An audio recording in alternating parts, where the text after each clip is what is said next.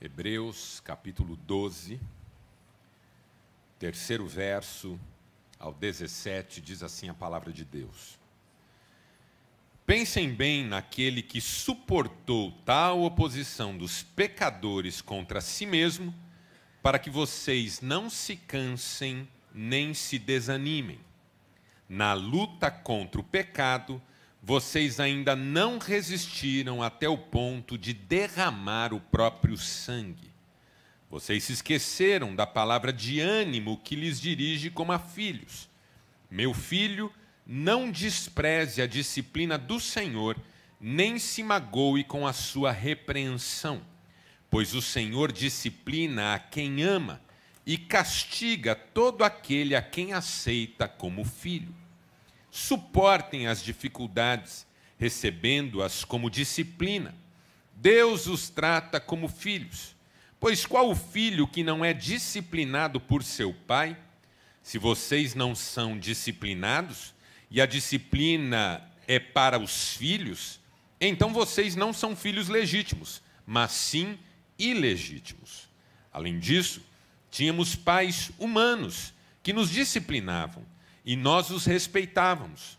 Quanto mais devemos submeter-nos ao Pai dos Espíritos, para assim vivermos. Nossos pais nos disciplinavam por curto período, segundo lhes parecia melhor, mas Deus nos disciplina para o nosso bem, para que participemos da sua santidade. Nenhuma disciplina parece ser motivo de alegria no momento, mas sim de tristeza. Mais tarde, porém, produz fruto de justiça e paz para aqueles que por ela foram exercitados. Portanto, fortaleçam as mãos enfraquecidas e os joelhos vacilantes. Façam caminhos retos para os seus pés, para que o manco não se desvie, mas antes seja curado. Esforcem-se para viver em paz com todos e para serem santos. Sem santidade, ninguém verá o Senhor. Cuidem que ninguém se exclua da graça de Deus, que nenhuma raiz de amargura brote e cause perturbação, contaminando a muitos. Não haja nenhum imoral ou profano, como Esaú, que por uma única refeição vendeu seus direitos de herança como filho mais velho. Como vocês sabem, posteriormente, quando quis herdar a bênção, foi rejeitado e não teve como alterar a sua decisão, embora buscasse a bênção com lágrimas. Até aqui, louvado seja Deus pela sua palavra, e você diz?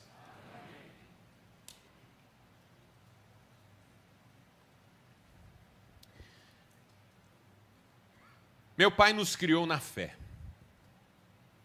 a nós, os 3 filhos que ele teve.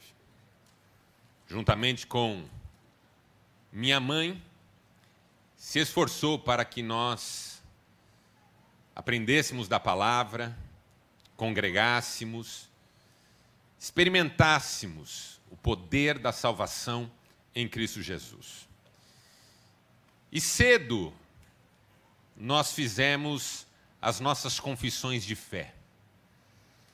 Crianças ainda, meu pai orava conosco para que nós pudéssemos entregar as nossas vidas a Jesus. Só que por mais que nós já tivéssemos entregue a nossa vida para Jesus, e eu me lembro de ter feito isso várias vezes, inclusive pela insistência dele, o medo que ele tinha era de que nós não levássemos isso adiante. Meu pai tinha um certo pavor de que, enfim, nós nos desviássemos da fé. Então, além de nos ensinar a Bíblia e de orar conosco e de nos conduzir à confissão de fé, meu pai também costumava nos ameaçar com o medo do inferno. Ele falava para nós, crianças, que o inferno era terrível. Fogo, inextinguível, ele dizia. Choro e ranger de dentes, ele dizia. Diabo e seus demônios, ele dizia. E ele dizia, quem for para o inferno, passará a eternidade no inferno. E não satisfeito, ele tentava nos explicar, a nós crianças, o que era a eternidade. Então ele dizia, pensem numa rocha do tamanho da nossa cidade. Morávamos em São Paulo. Vocês lembram quanto tempo demora para ir até a casa da sua tia? Vocês lembram quanto tempo demora para ir até a casa da outra tia? Você lembra quanto tempo demora para a gente ir até o Play Center? Então, pense numa rocha do tamanho da nossa cidade. Tanto de comprimento, como de largura, como de altura. Meu pai. E pensem que uma vez a cada 1000 anos, um pequeno passarinho vem afiar o bico nessa rocha. O dia, meu pai dizia, que essa rocha estiver completamente gasta, terá passado um dia na eternidade. Uau. Imaginem vocês no inferno, ele dizia. Sofrimentos terríveis. Fogo inextinguível, ele dizia. Choro e ranger de dentes. Você já entendeu? Meu pai tinha medo que nós nos desviássemos da fé. E, de certo modo, com isso, ele nos demonstrava que sua maior preocupação era que nós conhecêssemos a Jesus e desfrutássemos de sua salvação e pudéssemos um dia herdar os benefícios de seu sacrifício. Por que é que eu me lembrei do meu pai? Porque se eu fosse resumir a Epístola aos Hebreus em uma frase, eu diria que a Epístola aos Hebreus é um esforço para nos motivar a perseverar na fé cristã, sob o risco, a pena de nos desviarmos e perdermos oportunidades extraordinárias em Deus, em função do nosso pecado. É sobre isso a Epístola aos Hebreus. É uma tentativa de dizer para nós, perseverem, não se desviem, porque há um risco enorme de vocês se perderem no caminho. O tempo todo você vai ler na Epístola aos Hebreus exortações desse tipo. Portanto, perseverem, olhem firmemente para Jesus, não se desviem, sigam em frente, tenham bom ânimo, o manco seja curado para não ficar pelo caminho, o cego veja para poder enxergar e continuar seguindo. E o tempo todo o autor aos Hebreus vai dizer, nós não podemos desviar nem desanimar. A Epístola aos Hebreus, nós não sabemos ao certo quem foi o seu autor, mas eu concordo com Martinho Lutero, quando ele sugere que o autor da Epístola aos Hebreus foi um sujeito chamado Apolo. Você lê sobre Apolo na Bíblia. Ele aparece, por exemplo, em Atos dos Apóstolos, capítulo 18. Era um homem poderoso em palavras, que contendia com os judeus a respeito de que Jesus era o Cristo, o Messias prometido. Era eloquente e expunha a messianidade de Jesus através de uma leitura profunda de todo o Antigo Testamento. É assim que se descreve esse sujeito chamado Apolo. Em 1 Coríntios capítulo 3, esse Apolo será mencionado várias vezes, porque Paulo, querendo sarar um problema de divisão na igreja, vai dizer assim, entre vocês há uns que se dizem de Paulo, outros que se dizem de Apolo e outros que se dizem de Pedro. Há até aqueles que se dizem de Cristo e de Cristo não são. Querem parecer melhores que os outros e acabam sendo até piores. E depois em Tito, também no capítulo 3, verso 13, o apóstolo Paulo vai falar de uma viagem missionária de Apolo, na qual Tito deve ajudar. Então Apolo é uma figura importante no Novo Testamento, mas que até onde sabemos não deixou nada redigido, a não ser que a carta aos Hebreus seja dele. Na carta aos Hebreus não há uma indicação de autoria, o autor não se apresenta, diferente do que faz Paulo em todas as suas cartas, que se apresenta e ainda deixa claro para quem que ele está escrevendo. A carta aos Hebreus não começa com uma saudação. A carta aos Hebreus não começa com uma apresentação. A carta aos Hebreus já começa direto no assunto. Como é que começa a carta aos Hebreus? Havendo Deus outrora falado, de muitas maneiras, aos pais, pelos profetas, a nós nos falou pelo Filho. Nos últimos tempos nos falou pelo Filho, a quem constituiu herdeiro de todas as coisas e por quem fez o universo. São os 2 primeiros versos da carta aos Hebreus. A partir do verso 3 do primeiro capítulo, o autor aos Hebreus vai desenvolver uma primeira verdade. E a primeira verdade que ele vai desenvolver é: o Filho é superior aos anjos. O Filho é superior aos anjos. Pois a qual dos anjos, ele pergunta, Deus disse, tu és meu filho, eu hoje te gerei. E essa tese será desenvolvida até o capítulo 3, verso 1. No capítulo 3, verso 2, o autor aos Hebreus começa a desenvolver uma segunda verdade. Jesus é superior a Moisés. Moisés foi constituído servo de Deus numa casa terrestre. Jesus é constituído filho de Deus no lar eterno. Ele é superior a Moisés. Moisés se esforçou para dar ao povo uma terra nesse chão. O Filho rasgou os céus e abriu a entrada de todos aqueles que creem nas mansões celestiais. O Filho é superior a Moisés. Isso vai do capítulo 3, verso 2, até o capítulo 4, verso 16, que é o último versículo do capítulo 4. No capítulo 5, verso 1, o autor aos Hebreus começa uma terceira tese, uma terceira verdade.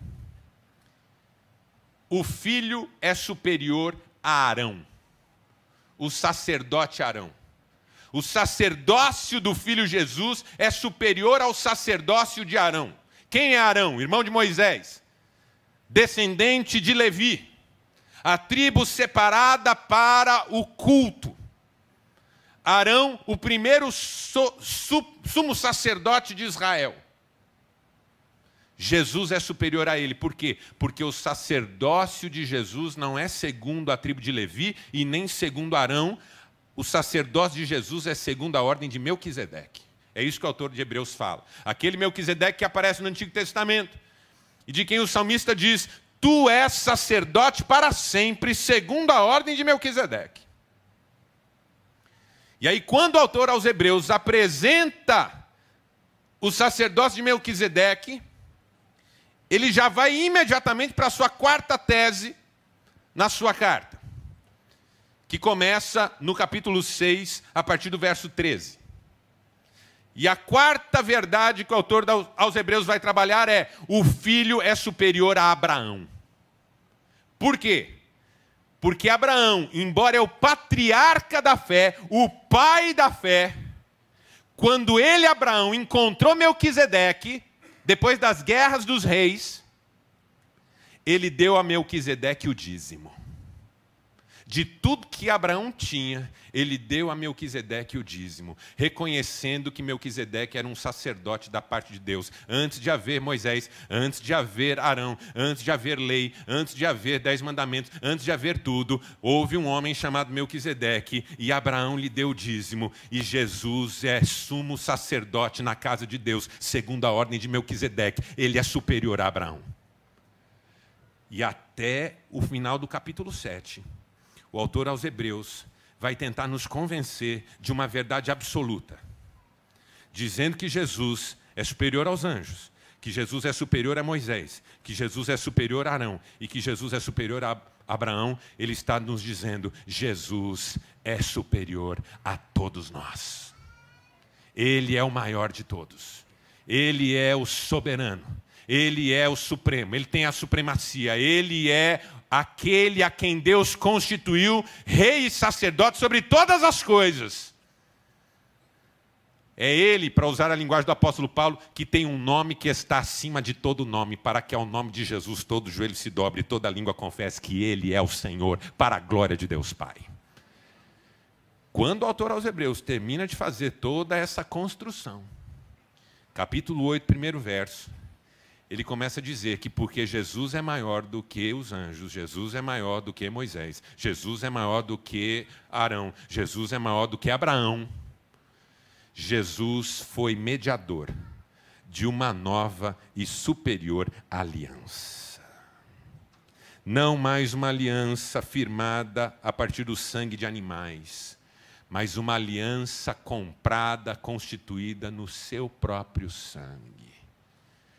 Jesus é o mediador de uma nova e superior aliança, porque ele derramou o seu sangue para nos perdoar os pecados.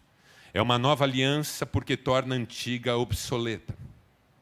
Por isso que nós chamamos de Antigo Testamento e Novo Testamento. Poderíamos chamar de Antiga Aliança e Nova Aliança, porque Jesus é o mediador de uma nova aliança. A antiga ficou obsoleta. E é uma superior aliança, porque a aliança anterior não deu conta de resolver o problema. Essa é uma questão que o autor aos Hebreus quer que você entenda profundamente. A aliança anterior não deu conta de resolver o problema. Porque não é possível, ele diz, que o sangue de animais, de touros, de bodes, de ovelhas, retire o pecado de uma pessoa. A pessoa é perdoada naquele sacrifício dali para trás, mas não tem a sua natureza salva.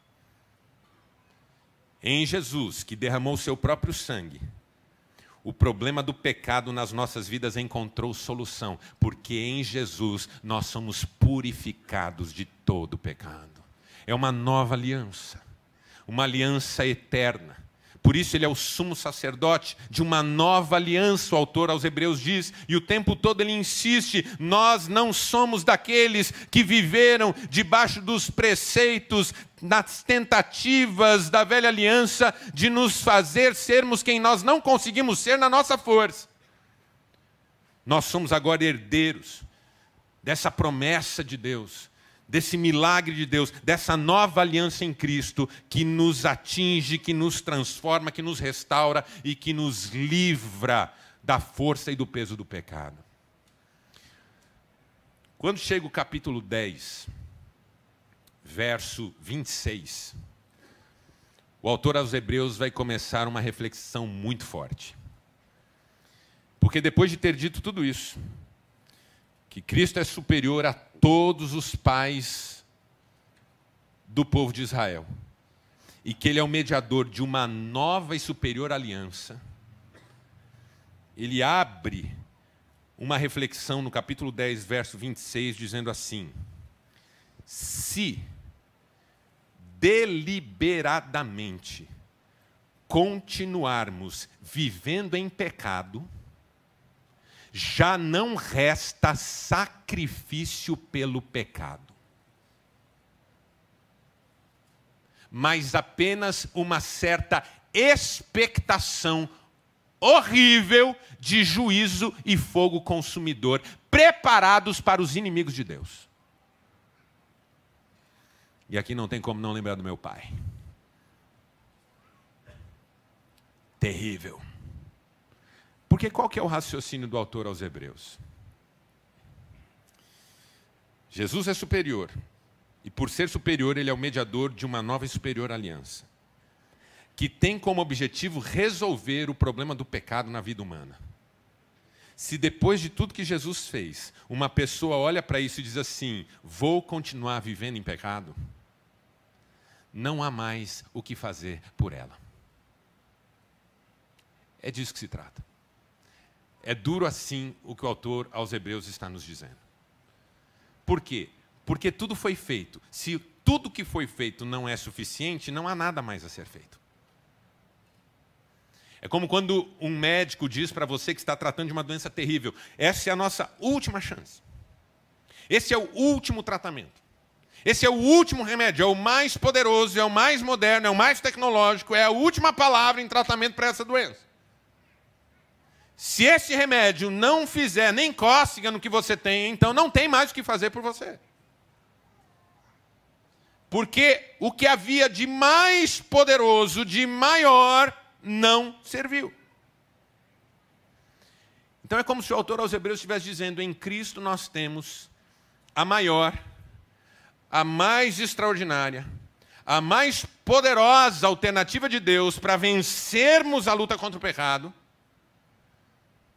mas ela é também a última alternativa. É como aquele pai que dá um carro novo para o filho cada vez que o filho bate o carro, sabe? Aí dá lá um Fusca para o filho. O filho bate o Fusca. Aí joga o Fusca fora, dá um Fiat 147. Aí o filho bate o Fiat 147, o pai joga fora, dá um Carmanguia. Só os velhos estão acompanhando o meu raciocínio até aqui. Paulo Gessé sugeriu ali no fundo: sim cachambor, sim cachambor.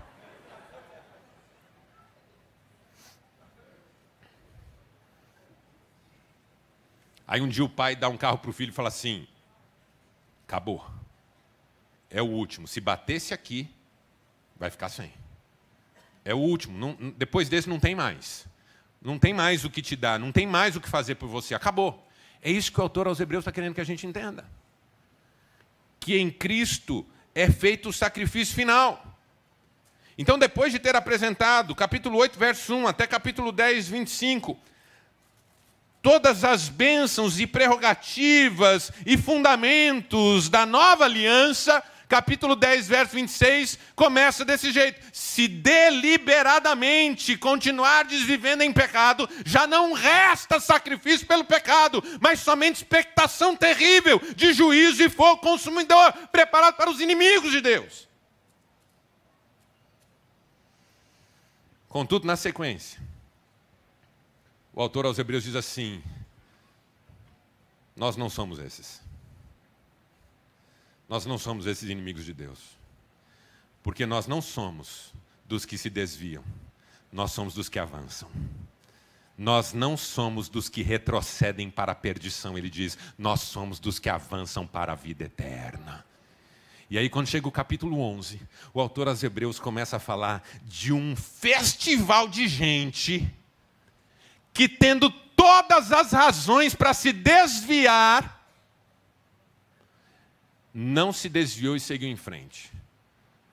Capítulo 11 da Epístola aos Hebreus, a chamada Galeria dos Heróis da Fé, coisa mais linda. Desde Abel, passando por Abraão, Isaac, Jacó, José, Moisés, Josué, Davi, os profetas, todo mundo. Gente que em algum momento da sua história teve tudo para se desviar, tudo. Mas apesar das falhas, dos fracassos ocasionais, das perseguições, das lutas, uns foram cerrados ao meio, outros foram perseguidos, outros foram mortos ao fio da espada. Gente, e aqui quando eu leio essa frase eu me emociono todas as vezes, gente da qual o mundo não era digno. Mas Deus lhes preparou uma cidade. O capítulo 11 termina dizendo que essas pessoas não viram o cumprimento das promessas, mas as saudaram de longe, para que sem nós não fossem aperfeiçoadas. E aí no capítulo 12, o autor aos Hebreus, nos versos 1 e 2, conclui esse trecho maravilhoso, dizendo que uma vez que estamos rodeados, olha a expressão, rodeados, por tamanha nuvem de testemunhas, livremo-nos de tudo aquilo que nos atrapalha e do pecado que nos envolve e corramos com perseverança a carreira que nos está proposta. Verso 2, tendo os olhos fitos em Jesus, autor e consumador da nossa fé. E aí quando vem o verso 3, até o verso 17 que nós lemos, o autor aos Hebreus vai tentar nos ajudar a viver de tal maneira que nós não nos desviemos do caminho. É sobre isso. Jesus é maior. Porque Ele é maior, Ele é mediador de uma maior e mais eficaz aliança. Uma nova aliança. Porque essa aliança é superior à vida pela fé. Precisa ser uma trajetória de compromisso e perseverança. Porque se aqueles, o autor aos Hebreus vai dizer, se aqueles que descumpriam a antiga aliança eram disciplinados duramente, como não serão disciplinados aqueles que desrespeitam a nova?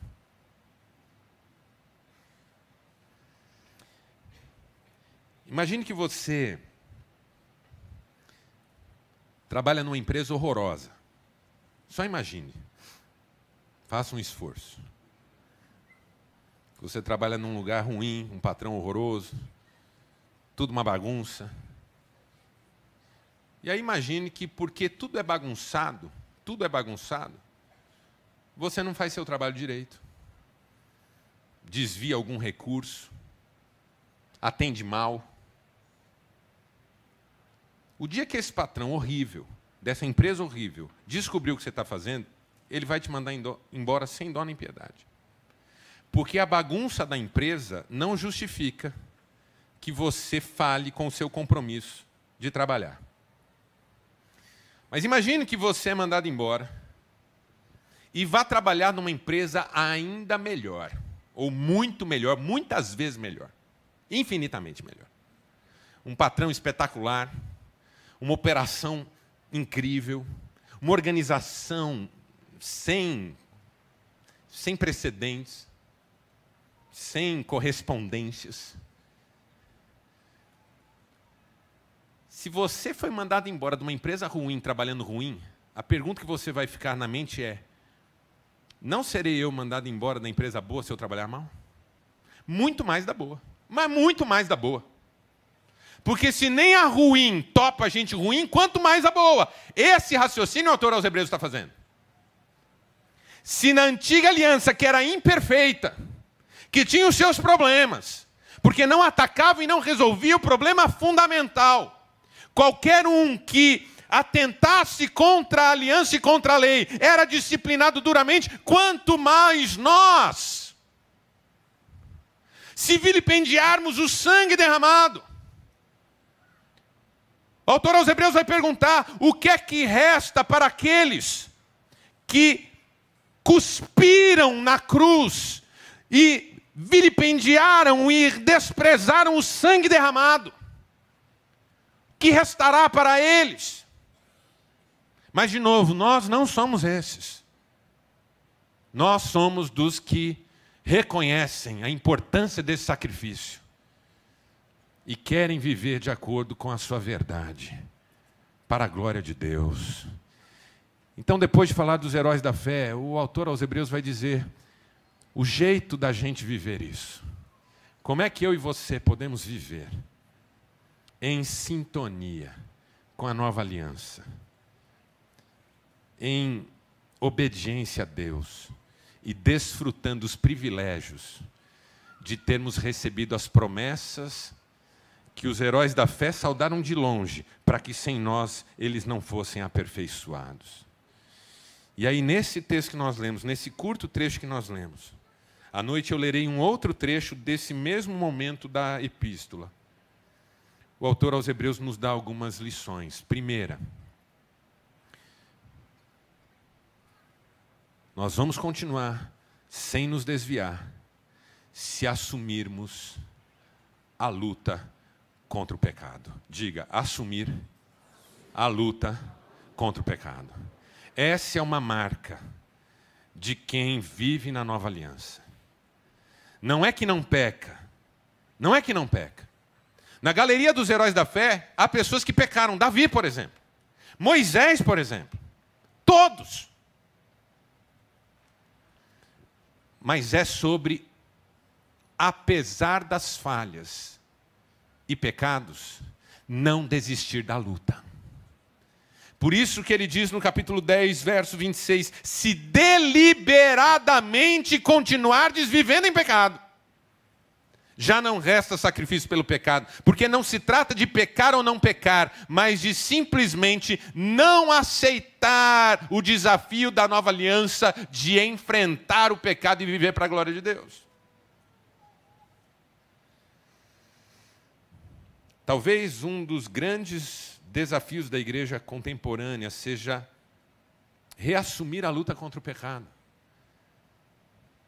Uma vez que, aparentemente, irmãos, aparentemente, nós estamos convivendo com o pecado muito bem.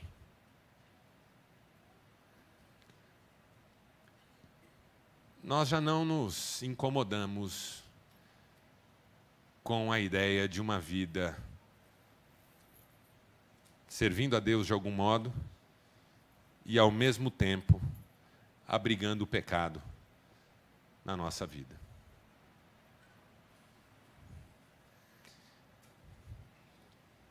Sejam os pecados sexuais, sejam os pecados que atentam contra a honestidade, sejam os pecados de rebeldia e desobediência declarada, seja o pecado de resistir ao chamamento de Deus, seja o pecado de não fazer o bem quando se sabe que deve se fazer o bem.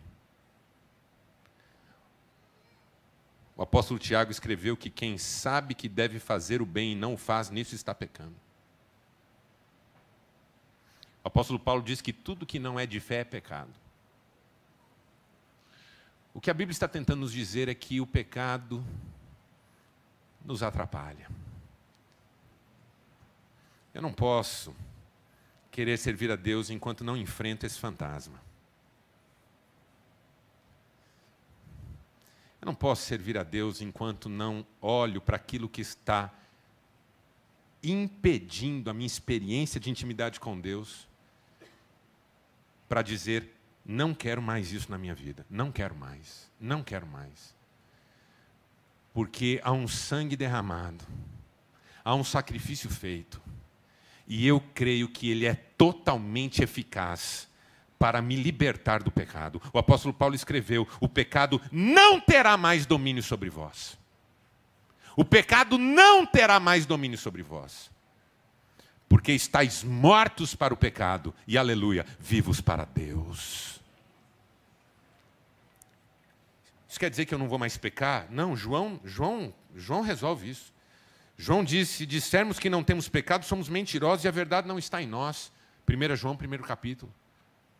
Mas, se confessarmos os nossos pecados, Ele é fiel e justo, louvado seja Deus, para nos perdoar os pecados e nos purificar de toda injustiça.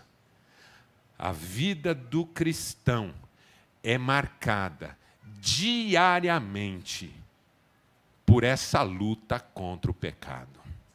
Quem pode dizer amém para isso? Mas aí tem uma segunda sugestão que o autor aos Hebreus faz nesse pequeno trecho que nós lemos. Que além de assumir a luta contra o pecado, você deve aceitar a disciplina. Diga aceitar a disciplina. Em vários versos desse trecho que nós lemos, o autor aos Hebreus diz que a disciplina é boa. Quantos têm filhos aqui? Por que é que você disciplina o seu filho? Porque você é mau? Porque você é um ser caprichoso? Que gosta que as coisas sejam do seu jeito? E que se não estiverem as coisas do seu jeito, você esparrama a brasa e parte para cima? Ou porque você ama o seu filho e quer o melhor para ele? O que você me responderia? Você disciplina o seu filho porque você o ama e quer o melhor. Então, no que você o disciplina? Naquilo que ele faz e que você visualiza como um problema. Você sabe que isso, no longo prazo, vai destruí-lo. Veja, Dr. Sigmund Freud, que era ateu, disse que se a educação não for imposta no sentido de posta de alguém para alguém, na vida da criança, a criança que é perversa polimorfa, olha como Freud chamava uma criança. Por isso que eu falo, Freud era calvinista. O bebê é perverso polimorfo. O que Calvino dizia? Que nós somos irremediavelmente pecadores, porque a nossa natureza é caída. Davi disse, em pecado fui gerado, em iniquidade me concebeu minha mãe. Então não há um justo, nenhum sequer, disse Isaías, nenhum sequer. Se a criança que é perversa polimorfa não for educada, as perversões da criança vão se perpetuar. Sobretudo as sexuais, que eram o tema de Freud. E ele vai falar das 5 perversões. A não observância das barreiras de espécie, isso mesmo que você está ouvindo, de gente que não respeita na perversão sexual que a espécie é outra. Não se trata nem do gênero humano aqui. Segunda, a não observância das barreiras de consanguinidade, a não observância do tabu da não apropriação da mãe e das irmãs, da família, da consanguinidade. Terceiro, Freud, não é pastor fulano, pastor Beltrano, estou falando de um ateu. A não observância das barreiras do gênero. Quarto, a não observância das barreiras da repugnância, do nojento, do indigno, daquilo que reduz o ser humano a barata no esgoto. E quinto, a não observância das distinções entre o todo e a parte, os fetichismos, o sexo pelo sexo, onde se perde a pessoa como pessoa. Por isso que Jesus diz, quem olhar para uma mulher com intenção impura já adulterou, porque tirou dela a subjetividade e deu a ela objetividade. Ela não é mais pessoa, ela é objeto. Eu não quero nada com ela, eu não quero conhecê-la, eu não quero me relacionar com ela, eu não quero ter uma história com ela, eu só quero usá-la num momento específico.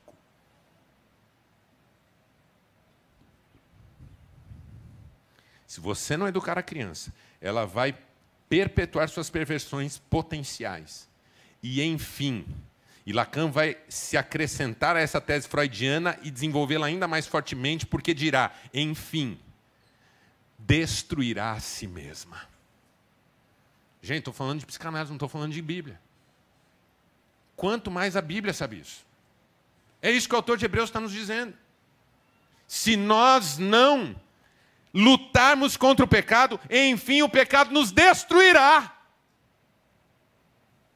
E porque Deus não quer a nossa destruição, Ele nos educa. E como que Deus nos educa? Nos dando a sua palavra, mas também nos dando a sua disciplina.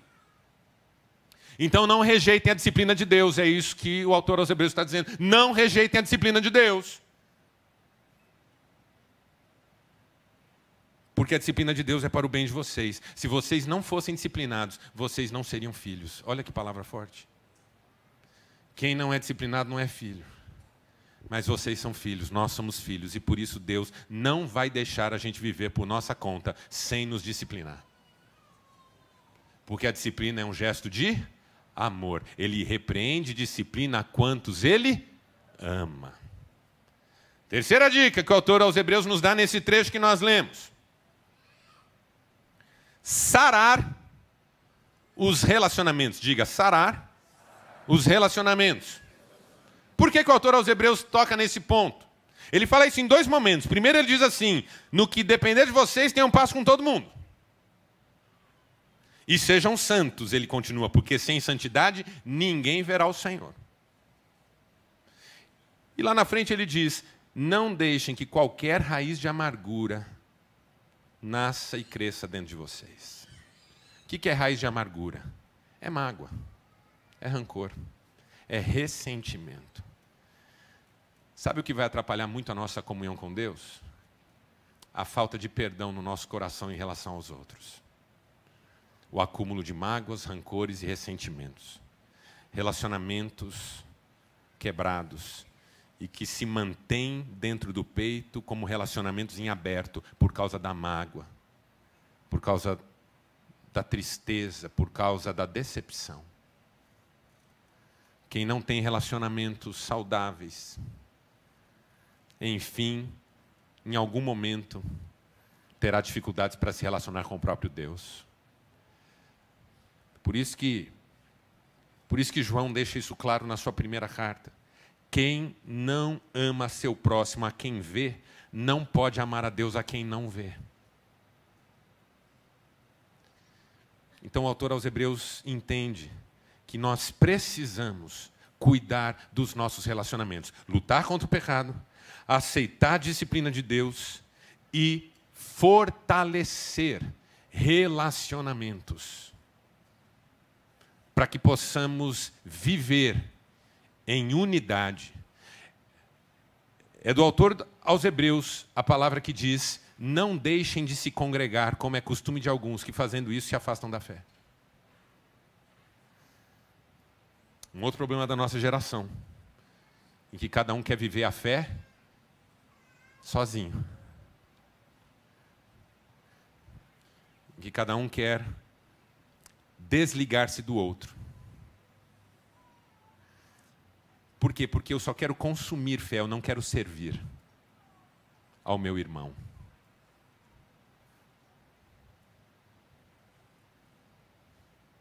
Então, não é isso que a Bíblia sugere. Porque os nossos dons espirituais é o que definem a nossa participação no corpo de Cristo. E é por causa deles que nós sabemos o nosso lugar e como que nós podemos ser bênção na vida uns dos outros. Em último lugar, o autor aos Hebreus vai terminar dizendo que não haja nenhum imoral ou profano como Esaú, que por uma única refeição vendeu os seus direitos de filho mais velho. O que o autor aos Hebreus quer que nós entendamos com essa palavra final? Que a última grande tarefa do crente na vida cristã é valorizar o que recebeu. Diga, valorizar o que recebeu. Olhe na minha direção e me responda com sinceridade. Você se sente uma pessoa abençoada? Esaú era abençoado. Ele era o filho primogênito de Isaac. Ele tinha o direito da primogenitura. Contudo, ele vendeu o direito de primogenitura para o seu irmão Jacó por um prato de lentilha. Gente, você tem que estar muito afim de comer para comer lentilha.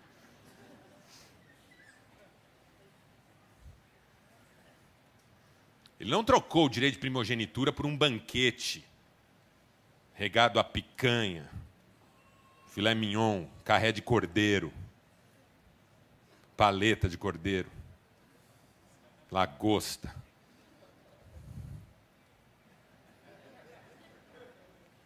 Ele vendeu o direito de primogenitura por um prato de lentilha. Só que quando chegou a hora de a bênção ser ministrada, a bênção foi ministrada para o seu irmão Jacó. E diz o texto que Esaú chorou querendo reverter isso e não pôde, porque já estava feito.